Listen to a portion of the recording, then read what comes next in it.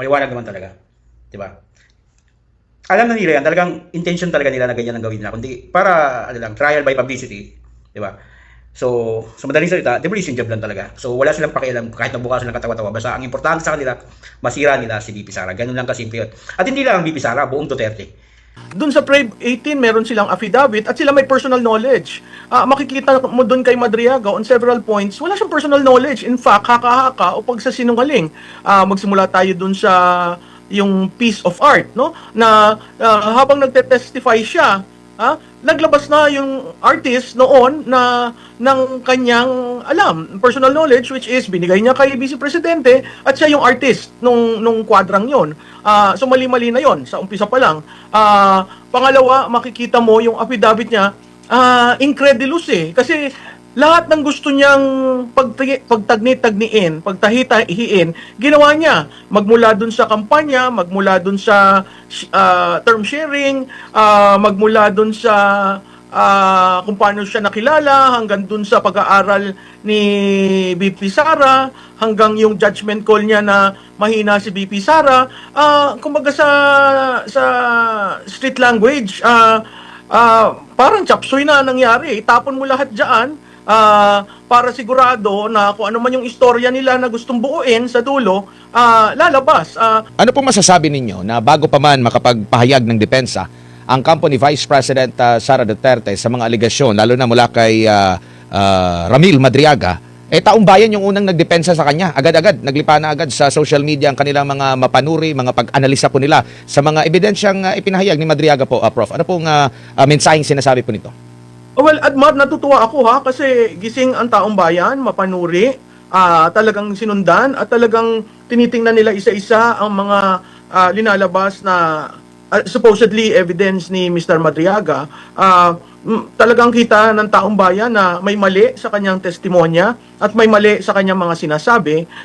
At katawa-tawa ang House of Representatives kasi walang vetting na nangyari na hindi nila on their own determined ano ba yung sasabihin ni Madriaga in the case of the supplemental affidavit, no? Hindi yan kasama, hindi kalakip as annex ng complaint. At tinanggap nila basta-basta at binasa kaagad, no? Makikita naman natin yung supplemental affidavit na yun, halos sulat kamay na maraming erasures na hindi mo maintindihan ano ba talaga ang tunay na istorya. So ako natutuwa dahil ang taong bayan mismo ang nagpatunay sa House of Representatives na ang source nila is very polluted. Pero parang iwas pusoy pa rin po sila sa kabila ng ganito po yung mga pag-question ng taong bayan kasi hindi po ba ang taong bayan yung piniplease nila na makuha yung simpatsya dito sa mga pahayag ni Madriaga, Prof? Tama yan, Adman, no? In terms of political, di ba meron tinatawag na Court of Public Opinion. Makikita natin doon sa Court of Public Opinion, talagang malala ang dating sa taong bayan nung pininesenta si Madriaga. So, kung ang impeachment, sinasabi nga daw nila political process at ang impeachment para hubugin ang isang naratibo, kitang-kita mo doon na maling-mali ang ginawa nila, una. Pangalawa, maling-mali yung mga konklusyon nila. Pangatlo, sayang ang pera ng taong bayan na ginamit dun sa hearing para lamang i-demolish na naman si Vice Presidente Duterte. Hindi nila inaalam ano ang katotohanan. Ang ginagawa lang naman nila ay binubuo nila yung isang naratibo na nais nila. Opo, at napaghahambing nga po, Prof, no, yung paunang mga aligasyon nitong si Madriaga at yung mga aligasyon naman ng Brave 18 po. Maihahambing nyo po ba sila? Alin yung hindi ka panipaniwala? Alin yung kapanipaniwala po, Prof? At lalabas yung Brave 18, no? Doon sa Brave 18, meron silang affidavit at sila may personal knowledge. Makikita mo doon kay Madriaga on several points, wala siyang personal knowledge. In fact, haka-haka o pagsasinungaling. Magsimula tayo doon sa yung piece of art, no? Na habang nagte-testify siya, naglabas na yung artist noon na ng kanyang personal knowledge, which is binigay niya kay Vice Presidente at siya yung artist nung kwadrang yon. So mali-mali na yon sa umpisa pa lang.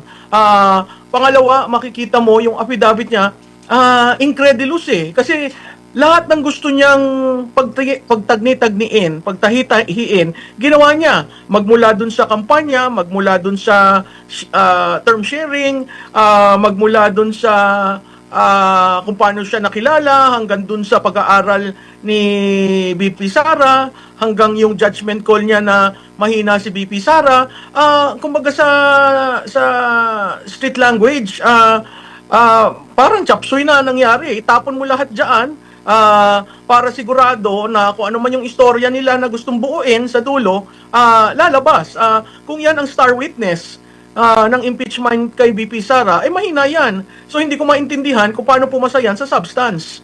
Kasi 'di ba, ang kuha nila diyan pumasa sa form and substance. Ngayon tinitingnan nila yung substance, paano ka nakakuha ng 54 members ng Justice Committee na nagsabing pumasa sa substance na yung evidence rest in one person, a person who is in jail for kidnap and ransom, no? It's not something to laugh about. Pinunto na yan ni Congressman Rodriguez na he is a polluted source. Pero makikita mo talaga polluted dahil pag tiningnan mo yung allegations niya, wala doon ang tumama. So kung yan ang basihan at sinasabi lang nila clarificatory question, imaginein mo pag hearing, katawa-tawa ang mga senador pag yan ang pinasihan ng impeachment kay BP Sara. Opo, questionable rin po ba sa inyo, nabanggit nyo nga po, na nakapag-decide na sila sa sufficiency pero may pinahabol pa sa affidavit. So ano ba, kung halimbawa, kung yung hinabol questionable, so tatanggalin ba nila yung sufficiency na yon? Kumbaga kasi, Admar, parang nag-judge ka na may sufficient in substance, paano ngayon yan?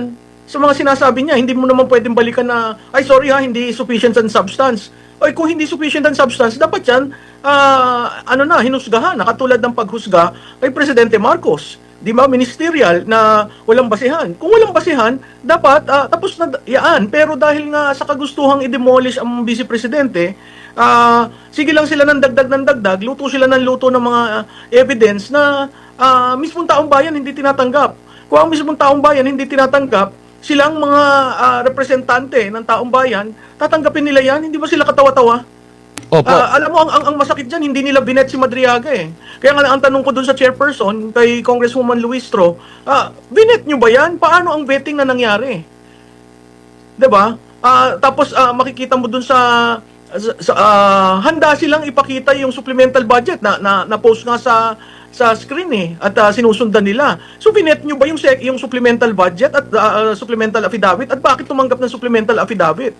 Yun ang hindi ko maintindihan kasi pag tiningnan mo yung complaint, supposedly na andyan si Madriaga dahil sa kaalaman sa